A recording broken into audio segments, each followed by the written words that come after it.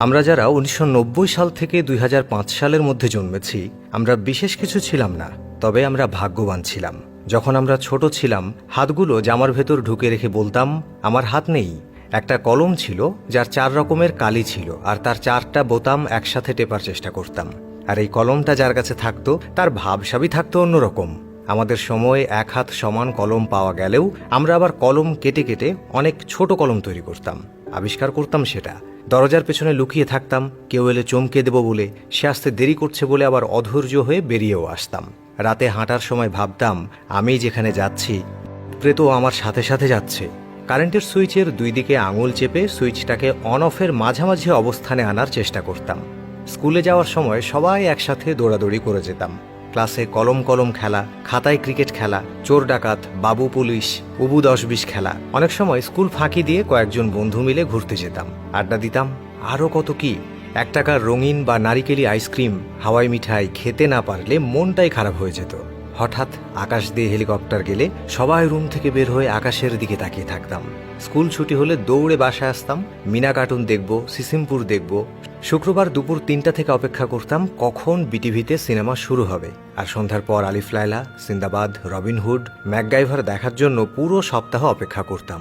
ফলের গুটি খেয়ে ফেললে দুশ্চিন্তা করতাম পেটের ভেতর গাছ হবে কিনা।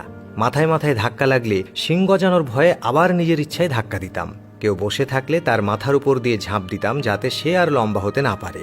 বিকেলে কুতকুত, কানামাছি, গোল্লাছুট, বৌচি, হাডুডু, কাবাডি, দাড়িয়াবান্ধা, ডাঙ্গুলি, গোল্লাছুট, দড়ি লাফ, কত খেলা। চেয়ার সিটিং, কানামাছি, ওপেনটি বায়োস্কোপ, এক্কা দোক্কা, রাম শাম, যদু মধু, চোর ডাকাত, মার্বেল, ৭ ছড়া না খেললে বিকেলটাই যেন মাটি হয়ে যেত। কেউ একবার কোনো কিছু খেতে দিলে আরও একবার চেয়ে বসতাম, আর না দিলে বলতাম পানিতে পড়ে যাবি। বাঁশের কঞ্চি দিয়ে তীর ধনুক বানাতাম পাখি শিকার করার জন্য। বৈশাখী ঝড়ে বাগানে আম কুড়াতে যেতাম, আর বিজলি চমকালেই দৌড়ে বাসায় ফিরে আসতাম। গাছে ঢিল ছুঁড়ে বড়ই পারতাম, দল বেঁধে পুকুরে খালে বিলে ঝাঁপ দিতাম। কেউ চাল, কেউ ডাল, কেউ আলু, কেউ বা মশলাপাতি দিয়ে ঝোলা ভাতি রান্না করতাম এবং সেগুলো মজা করে খেতাম। ভোরবেলায় দল বেঁধে শাপলা তুলতাম, নারিকেলের ডগা কেটে ব্যাট বানাতাম, আর সেই ব্যাট দিয়ে ক্রিকেট খেলতাম। এদিকে ফাইনাল পরীক্ষা শেষ হলে তো সকালে পড়া নেই। এত মজা লাগতো যা বলার বাইরে। নানু বাড়ি, দাদু বাড়ি যাওয়ার এটাই তো ছিল সময়। ব্যাডমিন্টন, ক্যারাম, লুডু না খেললে কি হয়?